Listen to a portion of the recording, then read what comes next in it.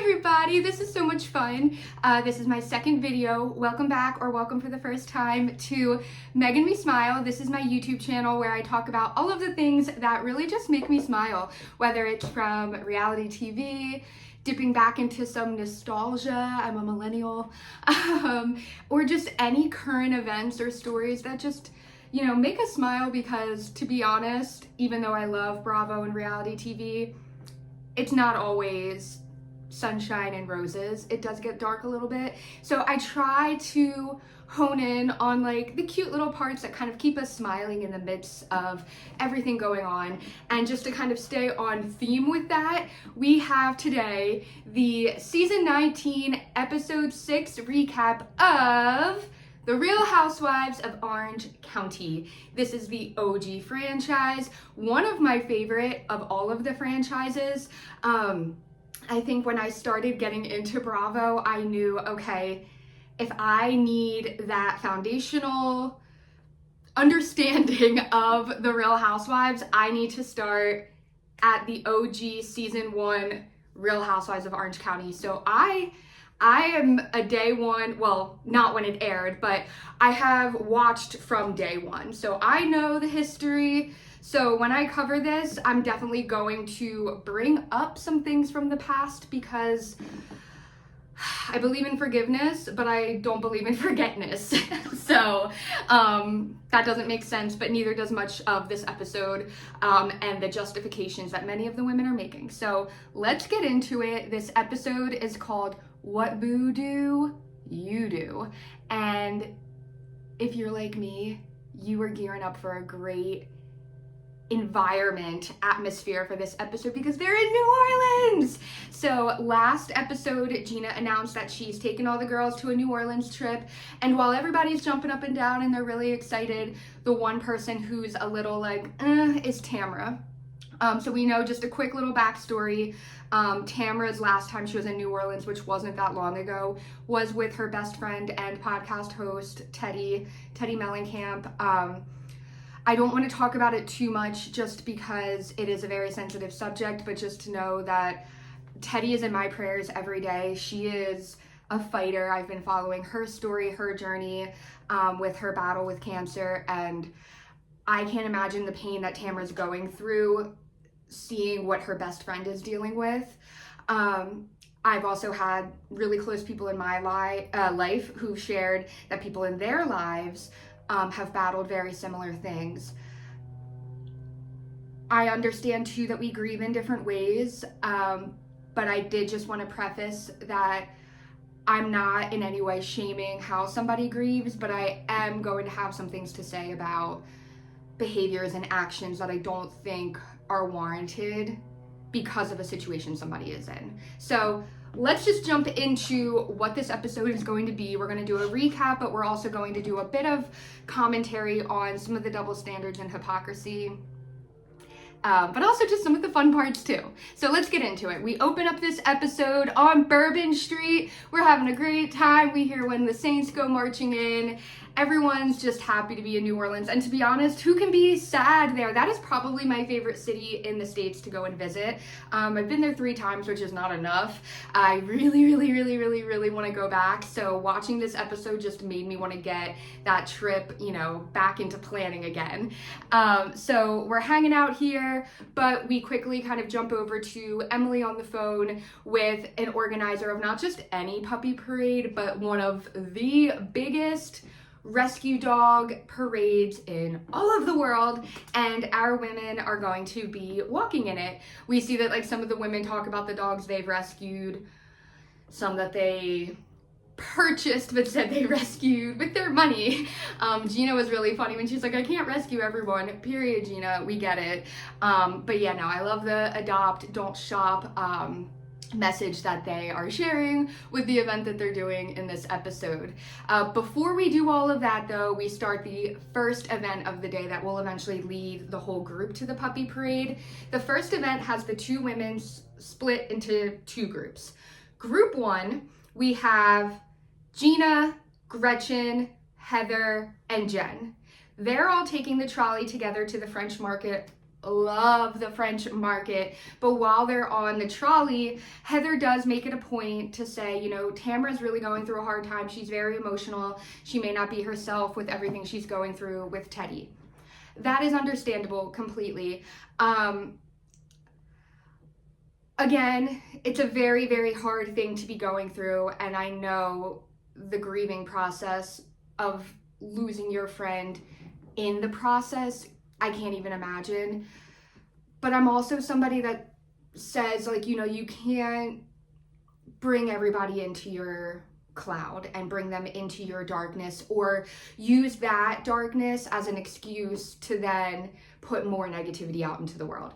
So that's why Gretchen kind of responds to Heather a little skeptical, because despite Gretchen being very faith-based with how she moves throughout life, she's having a hard time really letting her guard down because of how many times Tamra has hurt her.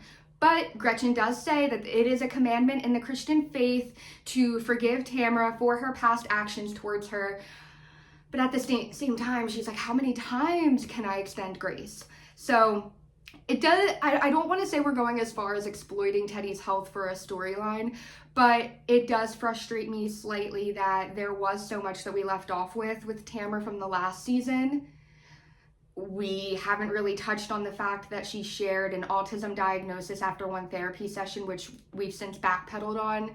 So I don't know. I don't want to sound like process of elimination, this is Tamra's storyline, but I would feel a little more settled if she was focusing on something else this season. And I really want her to help Teddy and work through things with Teddy off the show. I think would be the best way for her to do it. But again, I'm not in that situation, but I am watching, and that's just kind of where I'm feeling. But that's group one on the trolley. Then we have group two. We have Emily, Tamra, Shannon, and Katie for now. Katie for now. We're gonna see what happens here. So they're all in the hotel, and before they go to leave to go to Cafe Du Monde, oh my gosh, yum, mwah, chef's kiss. Before they go there, Shannon loses it in her first round and says, I am not going with you, Katie. I'm not getting in the car with you. She says, I don't feel safe going anywhere with you. Shannon. Okay, this is where MeganMeSmile is going to be MeganMeScowl right now. Shannon, the grace we extended you last season after your DUI, in which you had Archie, your golden retriever, in the car with you. You want to talk about others feeling safe around you? That's like if these women were all supposed to get in the car with you to go to an event, and they went up to you and said, Shannon, no, I'm not driving with you. I don't feel safe with you. That would be a legitimate reason for another cast member to say that they don't feel safe with another cast member.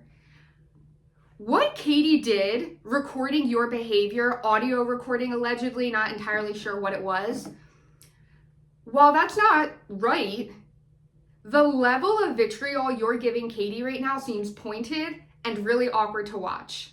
And unfortunately, this isn't the first time we're going to address it. So Katie, who, she might be messy in her ways, but she has the patience of a saint, because she just says, okay, I'm gonna get a car and I will go meet the other group. Simple as that. Katie, you're better than me, because nothing would have stopped me from getting those beignets. I would have said, you can figure it out or you can go somewhere, but I'm going. I'm on this cast. This is a job, people. We have plenty of other jobs in the workforce where we have to work with people we don't like. And so I just hate when housewives like refuse to film with each other. Come on, you wouldn't have a show. Okay, sorry. But this is just irking me a little bit. But we see that group without Katie walk up to get their beignets, and then that group two, the troublemakers, they're taking their beignets to the park. But now it's only going to be Emily, Tamra, and Shannon in the park, because Katie's gonna go to drive to meet the other ladies who are in the French Quarter. They took the trolley there.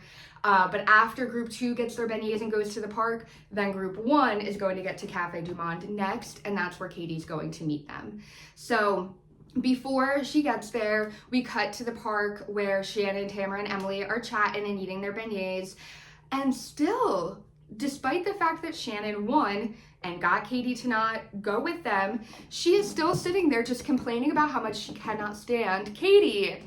Shannon, come on, what is it? It doesn't even feel specific anymore. Now you're just attacking her as a person.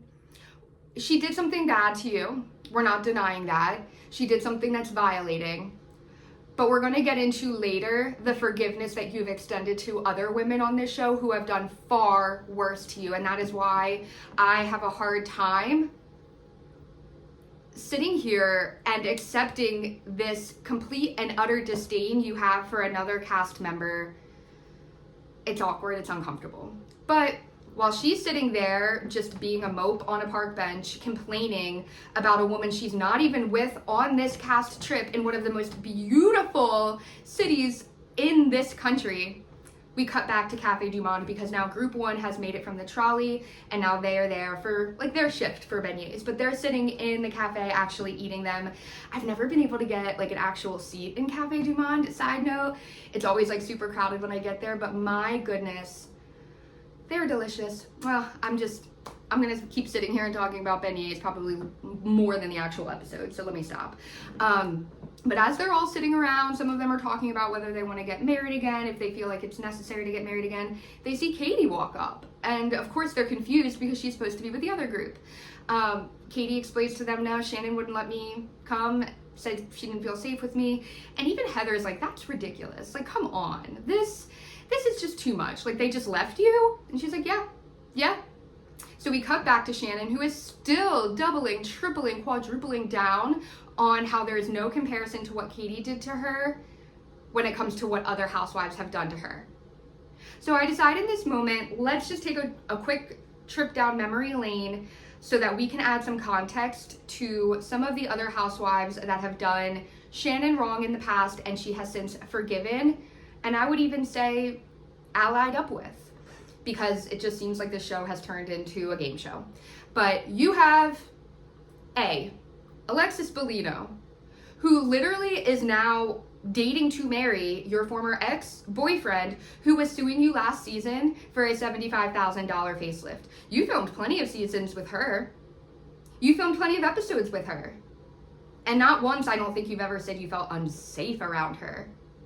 That's some interesting word choice. Tamra, who you're sitting on the park bench with right now. She has called you a crazy drunk. Cut to when she said, "You're a liar and you're a drunk." And she's just treated you poorly all the time. She's lied on you. She's turned her back on you. She's made you look like a fool online, offline, in person. And then Heather, if you remember back, it was one of your first seasons, or the first season, Shannon, where Heather flat out said, "Are you having a psychotic break?" and almost had you committed for your behavior. Not to mention, Heather is also somebody that knew about your husband David's affair and broke that news before you. But you're still cool with her. So really, Shannon, what's the real problem with Katie? Is it a similar problem and energy that maybe Heather had towards Noella a couple seasons ago? Is it the same energy that the Real Housewives of Dallas had towards Tiffany Moon? Is it the energy that Sutton had towards Crystal Kung Minkoff? I'm gonna let that ruminate. It's not my place to decide. So we cut back to the park where Emily is sitting there and she tells Shannon, "Hey, I was talking to Jen and she told me that you kept telling her, 'Don't roll on me.'" This phrase, "don't roll on me," which Shannon pretends she doesn't know what that means, but it basically means like, don't F me over by becoming friends with Tamra again. She says this right in front of Tamra. That's how I know that this is so calculated. They are, carrying the 2, subtracting the 7, y equals mx plus b. We are messy and out loud about it. So Shannon says she doesn't know what this means. She doesn't see how that could have even come up in conversation. But ultimately, my biggest takeaway from this is that Emily is Tamra's new puppet. She is. Emily's giving, I wasn't popular in my prime, so this is my second chance at it. And if I can get in good with Tamra, I will. I think this also means Emily's going to get into Tamra's good graces because she's afraid of her. And she doesn't want to be body shamed by her because she's looking at the way that Tamra is spreading this fatty photo of Jen right now and probably thinking to herself, holy crap, is Tamra going to call me Shrek again? Because that happened. Tamra called you Shrek in front of Gina. What was your reaction to that? Well, it was disappointing for me. That was hurtful. She gets pissed. Like, she becomes like a freaking animal. She becomes like Shrek. She's like an ogre. But you can still be friends with her. Okay, so that's just my takeaway from there. You know, Tamra also shares during this little chat in the park how she really does want to, you know, make things right with Shannon again, and that she misses her and this and that. And one thing I will say is that I'm glad that Shannon's not bending as quickly as she typically does, because we know that normally she does. But Tamra did some really awful stuff last year to Shannon.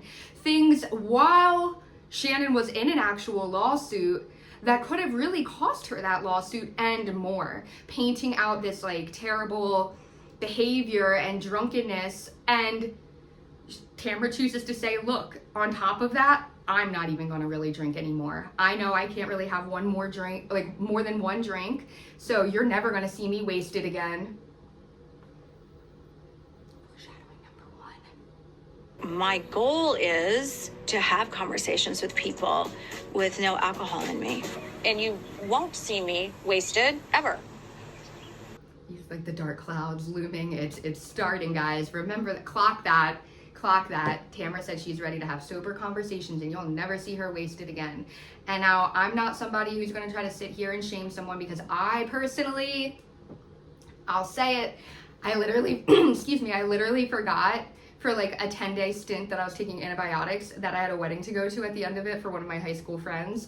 And let me tell you, 2 glasses of wine, and I'm very thankful that my nurse friends let me sleep over at their house, because wow. So I can see how we easily forget, like, but I don't know if Tamra forgot. That's my opinion! We'll just say, let's just go back to group 1 now. In my opinion, the more fun group to be with. So group 1 is still at Cafe Du Monde, getting up, getting ready to leave and everything to go to the French market and do some shopping. And while we're there, we do have the fatty photo come up again. And Jen says, Katie, it's driving me nuts. I need to know what the heck this fatty photo is. It's driving me crazy. But it's driving me nuts. I want to know so bad what this picture is. We have a flashback to when Heather and Tamra are talking and having the whole single white female conversation about Jen, which Heather vehemently denies, but I love production when they're shady, because if somebody denies something, you bet production will always roll that flashback, and that they did. I'd be like, what are you? She didn't call you single white. She told it to me. Did. No, she didn't say that to me. I call her a single white female when it comes to me. Where we hear the single white female line.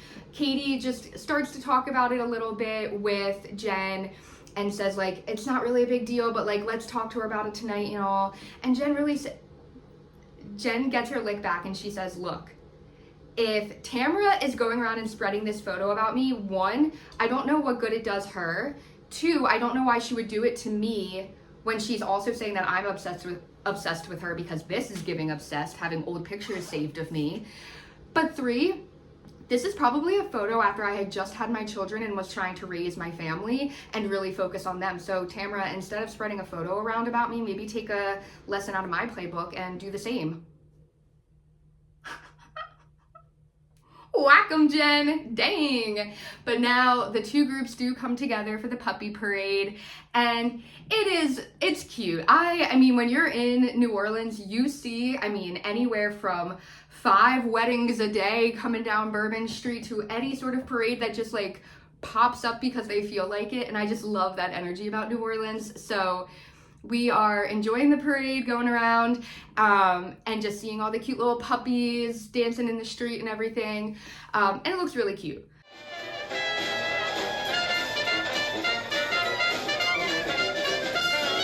Here's my one little caveat that I'm going to say.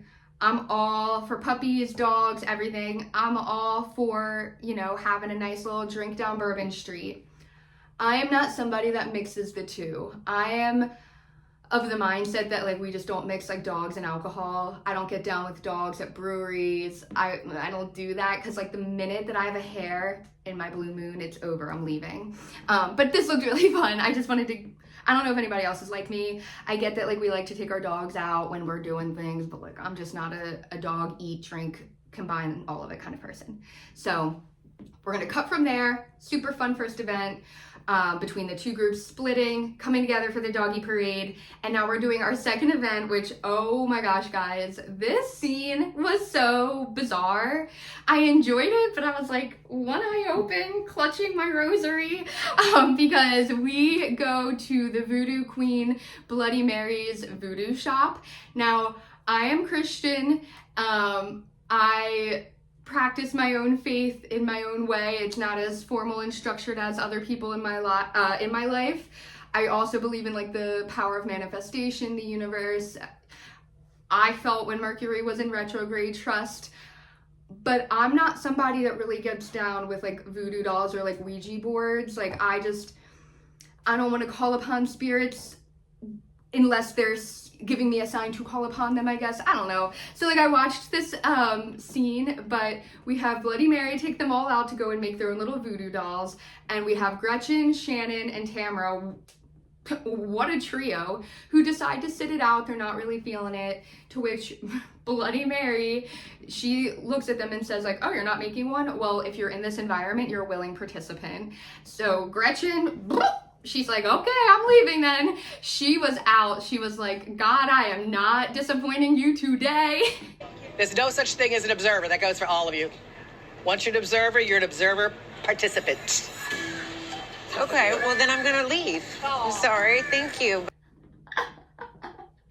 She was like, I am not going to have to ask for forgiveness for this later. I do not have the time. I'm already busy with these women. God, I do not have time to make it to confessional. So Shannon and Tamra follow her and they just cut out, and we've always got three on a bench, and those three are on a bench now. A weird group to be on a bench, but the ladies stay. They're making their, you know, voodoo dolls, Bloody Marys, basically. Like, is it something I said? Meanwhile, you have like Gretchen sprinting off and being like the woman from Wife Swap who shouts, she's not a Christian. What is it again? She's not a Christian! Yeah, that part. Oh my gosh, it cracks me up. So they leave, and while the women are making their dolls, Tamra, Shannon, and Gretchen are starting to have a really awkward conversation because Shannon is still complaining about Katie now to another person. And it's like, the girls have it playing with the voodoo dolls and like, not playing, but like, what is Katie doing to bother you over there? You know, like, what are they doing to bother you? I mean, Emily's over there even telling the women that Tamra and Shannon have made up, which is not true, but like, they're not really causing any issues. They're just sitting there. So you have the three women on the bench. Truly, Shannon's the definition of misery loves company. My goodness. And she's just complaining, to which Gretchen goes, Shannon, she hasn't done anything to me. Like, I like her, you know? And Shannon is so offended when she hears this. So offended. To which Shannon yells, she recorded me. It is illegal. To which Gretchen's like, well, she said you called her a criminal. Semantics, synonymous, it's the same thing in so many words here. Unlike The Valley, this is a show where, like, in that instance, those words don't really matter because they all have that negative connotation. And then, probably one of my top 5 favorite moments in all of Real Housewives of Orange County happen. And there are a lot of top moments on this show. There's 19 seasons of it.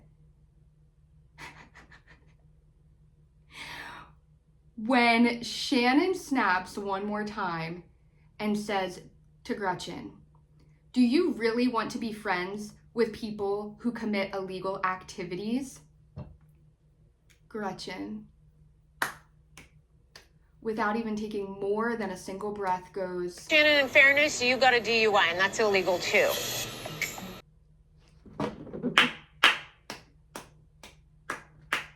"Good job, Gretchen. I don't agree with everything you stand for, but that's one of them." That was good. I wish we saw Shannon's reaction though. Production did not give us her reaction because I would have probably paid for like Bravo Premium for that. It was great. So in this moment, when Shannon realizes that she's not going to win with Gretchen and that Gretchen's going to vibe with Katie for a bit, that's when Tamra decides to pull out, "Well, Katie tried to run a story about you." Because we know that Katie's talking to bloggers all season, this, that, and the third. So Tamra pulls that out of her back pocket and Gretchen says, "Wait, what?" So now Tamra decides to tell Gretchen, Katie had lunch with Kiki Monique, who I love, by the way. She's lovely. She has a Sirius XM radio show, and she's been doing this for a minute, and I love her content. Says that Katie and her had lunch, and that Katie told Kiki, "You know, Gretchen told me that Tamra roofied her the night of Naked Wasted." What? So let's just do a quick little history lesson and do a quick recap reminder of what Naked Wasted was. I think she is. So no, we're gonna get wasted, naked wasted. You're gonna get some more here. Ryan, pour me more, baby. Don't do it. Yeah, here's my problem. No, never do it. I think you'll be thrown up. Don't do it. Do what? So a quick background on Naked Wasted. Back in the early days, Gretchen always kind of presented herself very prim, proper, didn't get too drunk when they were out and about. And at this time, you had Vicky, Tamra, you had the crew getting schwasty pants on these shows. And they wanted to get Gretchen drunk. So they have all of them over at Tamra's for dinner one night, which Tamra's son Ryan's also there. And they are just getting her to down drinks, down. It was so uncomfortable as a viewer. I actually almost stopped watching. It was early enough on, but this almost had me stop watching because I felt so viscerally uncomfortable watching this episode. It probably goes down in history as one of the darkest episodes of The Real Housewives out of all of the franchises. There's a few up there, but I'd have to say this one might take the cake as one of the top ones. So Gretchen gets obviously really upset because she never told that to Katie. Even if you think back to when Candy was accused of this on Real Housewives of Atlanta, of course she got super upset. That's her reputation on the line, you know? And so this is a huge accusation to make. But also, Gretchen makes a point, if I thought this about you, Tamra, why would I hold on to it this long? Like, I would be getting justice if I thought that you committed a crime against me. And while Tamra goes, exactly, I don't think Tamra realizes exactly, like, it doesn't make sense that Katie would have said this because Gretchen more than likely wouldn't have said it to Katie. So, of course, conveniently, Tamra doesn't want to reveal her source that said this to Kiki Monique. How convenient that Tamra, one of the biggest Bravo bloggers out there, doesn't want to reveal her source, because any good, reputable journalist would not come out and say who they are or talk to Tamra. The best aren't going out there like fishing and meddling and things like that, because like that's not good journalism. But anyway, we know that Gretchen's upset about this and also feels like she needs to consider the source. I'm trying to comprehend that supposedly Katie said this, but I'm having this weird feeling in the back of my mind of consider the source that's telling you that she said this. Look at you using your head, Gretchen. It's like riding a bike. You're back on Housewives like no time has passed. Way to go, Gretchen. This was a good episode for Gretchen. So we cut back to the voodoo doll scene. They are now in the shop and they are setting their positive intentions on these voodoo dolls that they have made. You know, it's quirky, it's whatever, but we know that the group's about to meet back up for dinner later this evening, where we know things are about to pop off. Voodoo doll crew wraps up the trio talking about this whole rumor now with Kiki Monique and Katie. They're tense. Shannon's really trying to take Gretchen under her wing. Shannon, you're just thrilled that potentially another person has a chance to be upset with Katie like you. And it's just so annoying. Shannon, you've done illegal things too. Just stop. Stop with this rhetoric. Let's cut later to this evening where the ladies are all getting ready for dinner.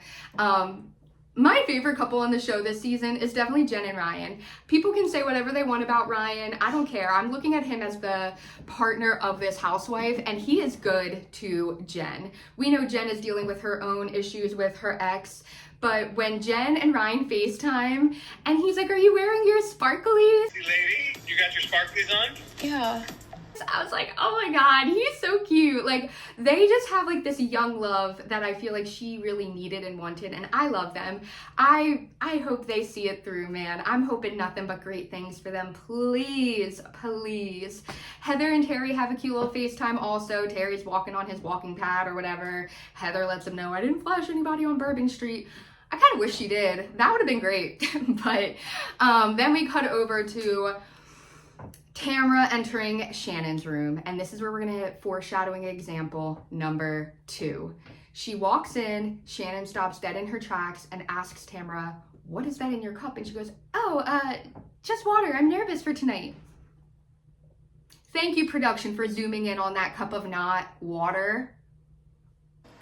What are you doing? What is that? What is what? In your glass. Oh, it's just water. I'm a little bit nervous, Shannon Bador. And Tamra, when have you ever been nervous to confront somebody on this show? You are the Regina George of Housewives, please. But anyway, everyone's getting ready for dinner. Jen stops by Gretchen's room first to really talk about this whole like naked wasted incident. Gretchen wants to confide in her about it before they bring Katie in to talk, and they're going to show up at dinner a couple minutes later, which is normal. Like, production sets times for them to arrive. Whenever somebody's arriving late to dinner like that, more than likely it was planned that way. The order that they come in and walk into dinner, sometimes they film it multiple times to get it right. So just a little behind the fourth wall moment. Katie's coming in to Gretchen and Jen talking, and she's like, "I did not say this to Kiki. I had lunch with her, but I've watched or listened to her radio show forever. I would not have done this. I would not have accused somebody of a crime I could not back up." And then Gretchen even says, "Yeah, I know, like her husband Slade and then Matt, Katie's husband, were talking, and even Slade said, this doesn't give the energy of Katie, but this does give the energy of Tamra." And Slade does remember how awful Tamra has been to him throughout all the years as well. Now, we know Slade has been a bit of a housewife hopper over the years, but he's been with Gretchen for a long time. Not married, but we won't get into that.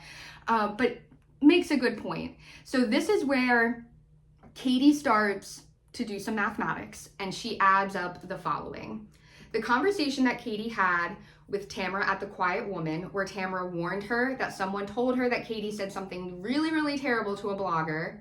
That, plus Heather then asking Katie if she was chatting with Kiki Monique the other day and what they've talked about and this and that she's talked to bloggers. So now those two instances equal what's happening now in New Orleans, and Katie's pissed because she sees that all of this has been built up, further proving that while, yeah, Katie has talked to bloggers, she is firmly standing on the fact that this one did not happen.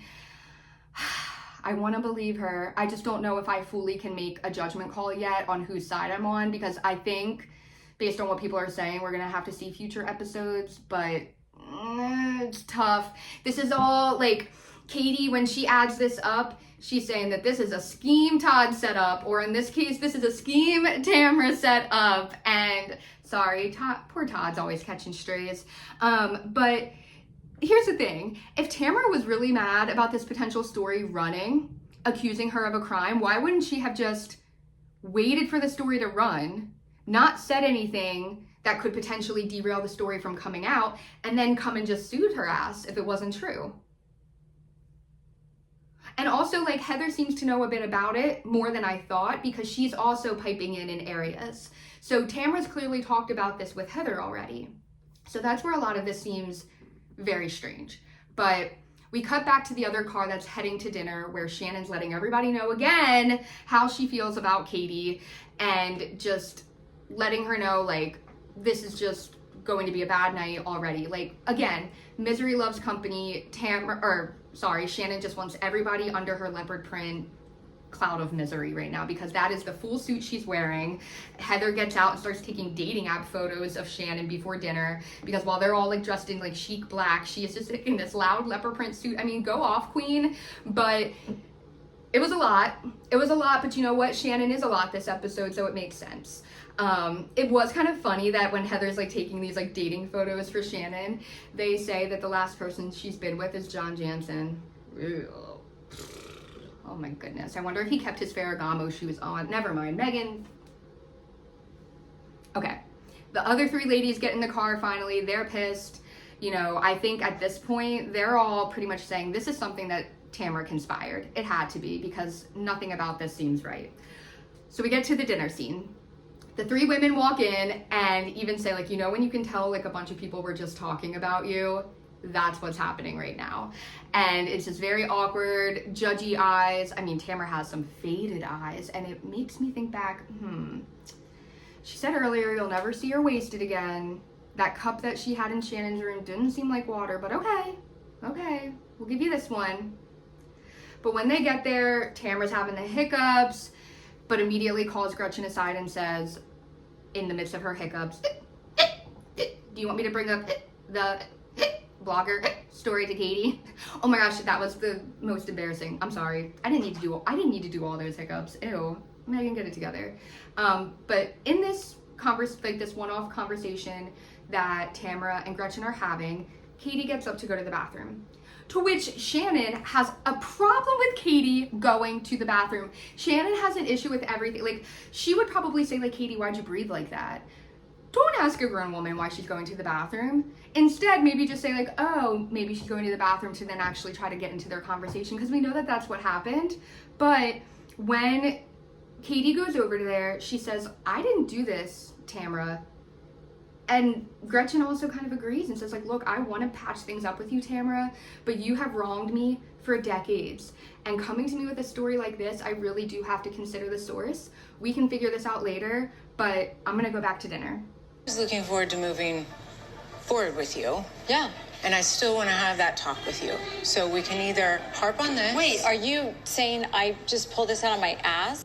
Tamra's livid at this point. She goes storming back into dinner saying, well, Gretchen believes Katie. Shannon has a full-on conniption. My goodness. I couldn't believe how upset Shannon was about this. It just truly was so ridiculous. When Katie walks back in, Shannon's like, congratulations, Katie, you got somebody on your side. I mean, what is the vitriol now? What is it, Shannon? What is it? This is complete bigoted hatred towards Katie now. You can have your little one-liners in the episodes where you say like, oh, Katie likes recording people or this and that, but to flat out scream and lambaste her in the middle of this restaurant that invited you in, how dare you? Who do you think you are, Shannon? Shannon Storms? Hell yeah, you are storming through that restaurant. My gosh, I would have apologized to the restaurant on your behalf. I would have been so embarrassed if I was with you. I think we owe Joel Kim Booster an apology. I think we actually have a pretty clear idea of what Shannon is like out in public, to servers, wait staff, help, or just around people that she sees as less than her, because she had no consideration for the other people in that restaurant. And for that, I'm not siding with her on anything in this episode, because if you can get to a level where you are conducting yourself like that, you've already lost.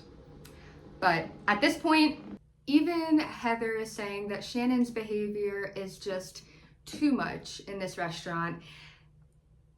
And she's right. I mean, it is completely out of line. Gretchen has a very good point and says, look, until Tamra can provide me with verifiable proof of who said this and actually substantiate this rumor, I'm going to choose to believe my friend that has not wronged me versus the woman sitting across from me right now who has wronged me for decades. And that, I think that's fair. However, out of nowhere, in a perfect Blades of Glory moment we see an A+ masterclass in All-Stars Housewives performances from none other than my personal favorite on the season, Jen Pedranti. Jen, woo, good job, girl. You had a veteran move in this moment because you successfully pivot the entire conversation off of your friend Katie, who is getting railroaded right now with these accusations, and you flip it onto you and you say, well, if we're gonna sit here and talk about rumors and talk about people who are spreading things about others, what about me? Where's the photo, Tamra? And Tamra looks at her, well, barely looks at her and goes, what photo? She goes, this fat photo of me that you're supposedly spreading around to the group, what are you doing that for? What is the purpose behind this?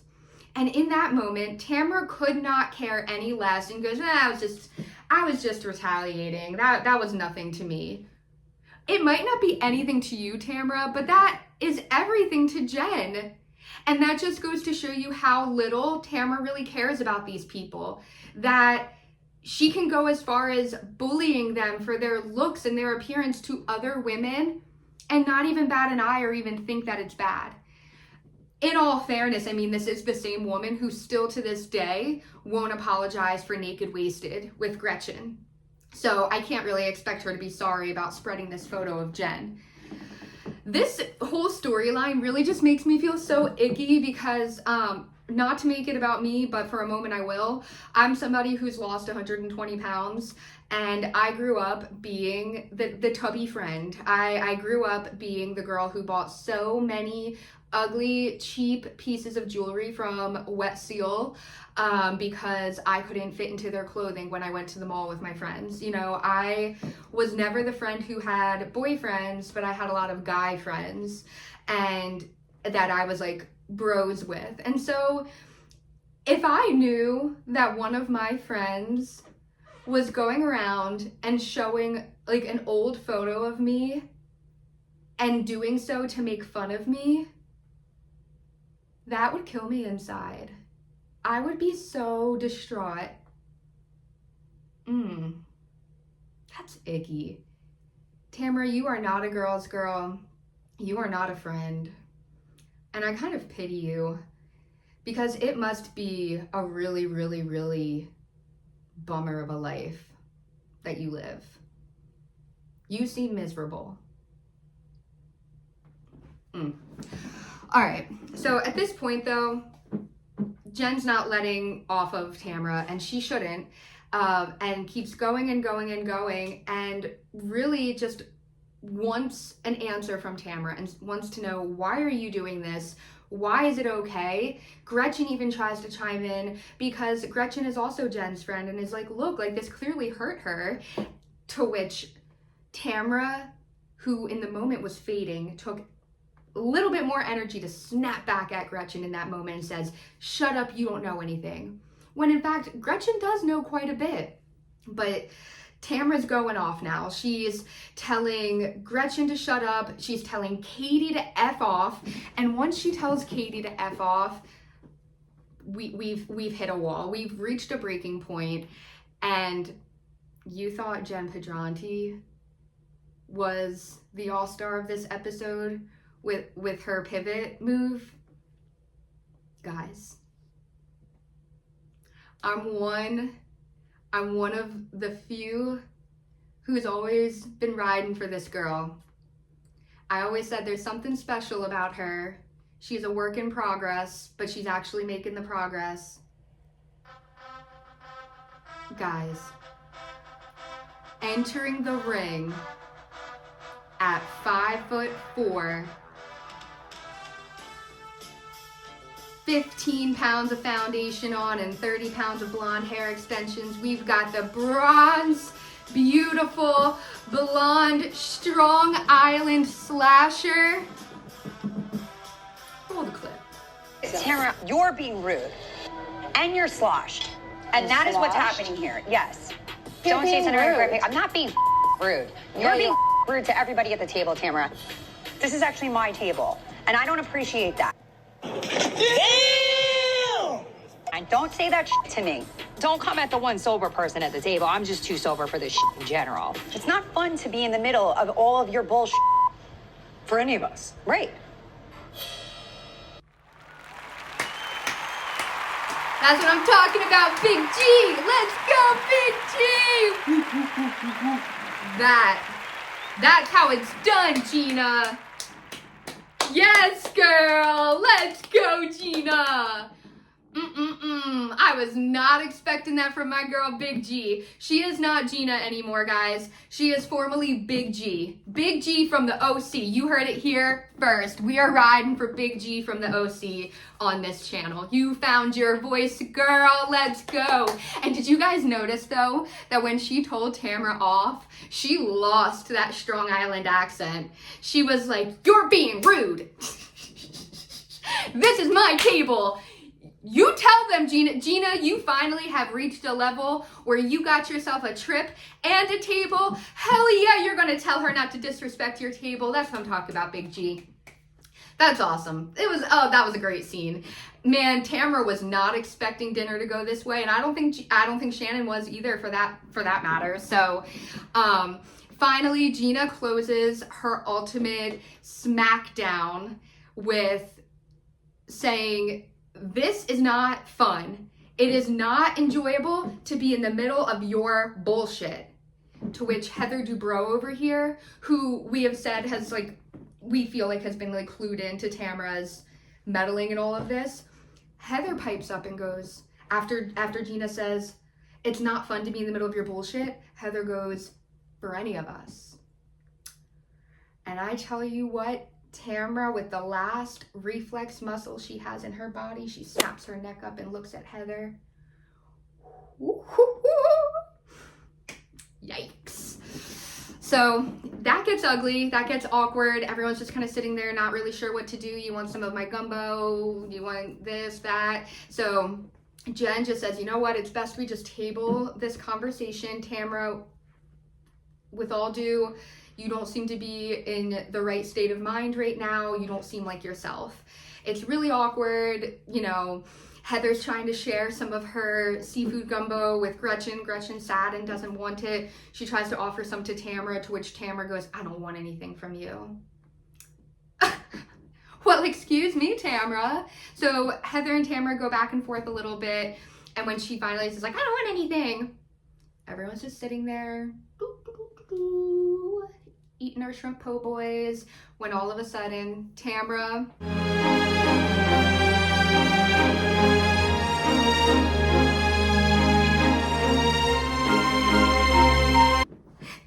she leaves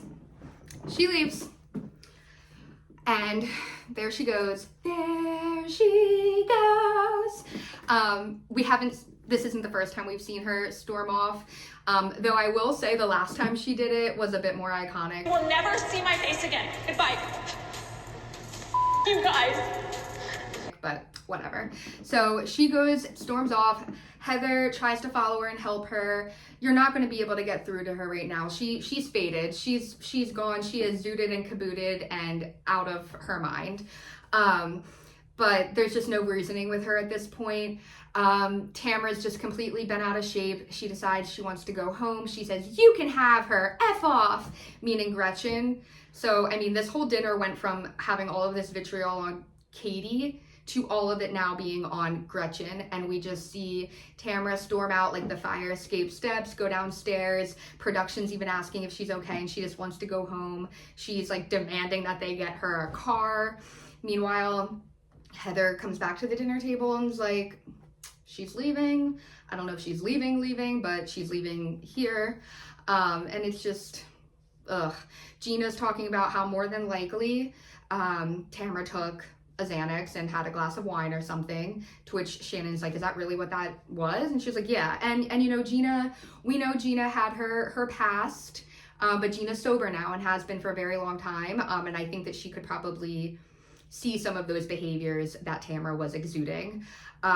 So at this point, we are sitting around the dinner table. Finally, it's peace and quiet. The girls can finally take a bite without feeling like they're gonna get scolded, when all of a sudden Gina says she gets a text from Tamra that says, "Ah!" To which Gina has the best response to her, which is truly just the best response you should give to anyone who's just drunk out of their mind and not making sense. "Go to bed." And Tamra replies saying, "You were out of line." I mean, that doesn't make any sense because you were out of line, Tamra, but whatever. Gina stopped you from doing more damage in public at this establishment, which, my God, those poor people. I hope you guys all go back with your families and you tip them 100% because they deserve it. But then Heather gets a text from Tamra that says, "I'm out. Gina crossed the line. No one is authentic." Girl, BFFR. Whatever. You crossed all the lines. It's like a roadmap of lines you crossed, Tamra, but whatever. Gina just kind of shares that she's tired of Tamra's behavior. She's had it with Tamra constantly saying that she's working on herself when, how many times can we say that? How many times can we extend you grace, Tamra? I mean, I hate to say it, but there's a lot of comparisons to your behavior. I'm not saying like substances per se, but behavior to Jax Taylor on the Valley, who we just talked about. How many seasons can we say that you're a work in progress and that you're trying all of these different methods, from getting baptized to going to therapy to trying to patch up old friendships to all of these different things? What is finally going to click and what needs to happen for it to click? Or do you just genuinely enjoy causing hell in other people's life? Because to me, it just seems like this is your element. This is where you thrive, it seems, which is alarming. If you don't believe me, let's just look at the past. But I didn't mean Ryan, so I apologize for that. Because like Andy said, you're innocent until proven guilty. You're lying. You're a liar and you're a drunk. The server brings out cake and everybody cheers. Thank goodness we can all celebrate now. Yay! Heather gets up and says, you know, as Gretchen would say, "Shut the F up," and they begin to eat their cake and enjoy the rest of the evening until we cut back to Tamra. She's in the car crying to Eddie, who has not really been on at all this season, and I don't really know if he wants to, if that's a personal choice of his.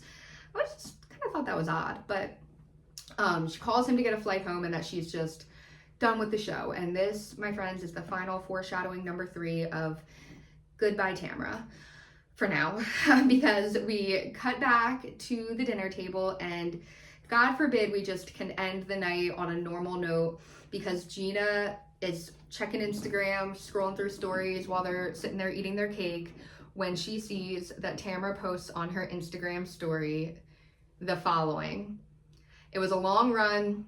When life gives you real problems, this reality shit doesn't make sense. Peace out, I'm out." I don't know if that means she's leaving, not, I don't know. But at this point, we get one more math equation of the night. Earlier it was Katie, now it's Jen. And Jen's starting to piece together and add up the fact that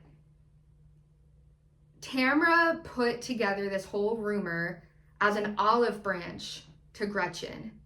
We know that she was like trying to gas up Gretchen and be like, "You're so cute now, like you're a mom, this and that. Oh, and by the way, don't be friends with Katie because look what she said about you." Now we see that Jen is officially solidifying her completion of being a rookie housewife, and she has now come to play because she has clocked it real fast. And she was like, "There's no doubt in my mind that Tamra used this rumor to extend as an olive branch to Gretchen, but threw Katie into the line of fire, whether it was true or not, because Tamra doesn't care about hurting people." And to top it all off, she wanted to also just add some collateral damage by spreading this rumor about the fatty photo, or whatever they're calling it, with Jen. And that's not fair either. You know, Jen actually really does a great job and uses a beautiful metaphor. I'm pretty sure it wasn't a simile. I'm pretty sure it was a metaphor. Sorry. Where she describes Tamra as being the type of person that pulls the pin on a grenade, walks away, and lets it explode on everyone once she's gone and out of the line of fire. Mic drop, Jen. That was beautifully said. I really hope production didn't give you that line. I really hope you came up with that one yourself. But now we don't know if Tamra's being real or not. We don't know if she's being attention seeking. We don't know if she's just out of her mind and lost her marbles, or if this is an actual cry for help, because at the end of the day, we can't discount the fact that she is grieving what her best friend is going through. And they're tight, you know, there's no denying that. But I think it's also fair to say that her friend going through and battling cancer right now does not mean it's okay for her to spread this fatty photo of her other friend and say that that other friend is single white female obsessed with her.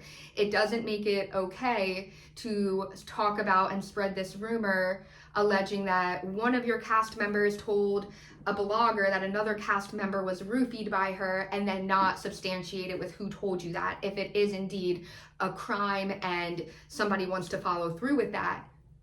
It's not okay. It's also not okay to sit around and tell all of your castmates that you're never going to drink or get wasted again, and then willfully take a Xanax and drink with it when you lie and tell your friend this is water. We do things. I'm not here to substance shame, okay? But the amount of times you called people out for their drinking behavior, to sit there and lie and say that that was water when we're almost positive that it wasn't, is rich. But we close out the episode seeing Tamra very uncomfortably faded, slurring the words like, peace out, I don't need this, blah, blah, blah. Kind of, it's interesting. What a full circle moment, because look who's naked wasted now. Look who's naked wasted now. What a wicked web we weave, Tamra. But now, since the episode aired, we have had some online discussion happening that we're going to address. Tamra posted an Instagram story in response to a fan that commented and checked in on her well-being, where she did admit to mixing Xanax with alcohol that night. I'm happy she's okay, because I know that could have made her really, really sick, and I'm happy that she wasn't driving or doing anything that could have really hurt her. But from there, actually, last night, Gretchen posted a story on her Instagram in response to just Tamra's behavior on the episode and calling out her actions. Well, I'm sorry, Gretchen responded to another post Tamra made. So first we have Tamra admitting to the alcohol and Xanax mixing. Then Tamra posts another post that says, God forbid you guys ever have to deal with the pain and depression I was dealing with. They wonder why I left. Maybe I should have gotten a DUI to feel compassion. Now, Tamra, we have a lot to say about that, but I'm actually just going to let Gretchen say it all. So Gretchen responds and did not hold back and says this. Yes, Tamra, I have actually dealt with the pain and depression you are talking about, and it was horrible.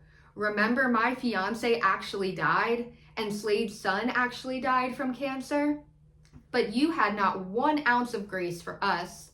Instead, you spun lies about me and Jeff and plotted with the guy who I took to court and now have 7 counts against, and over $1 million judgment, to cause me pain and suffering during that time.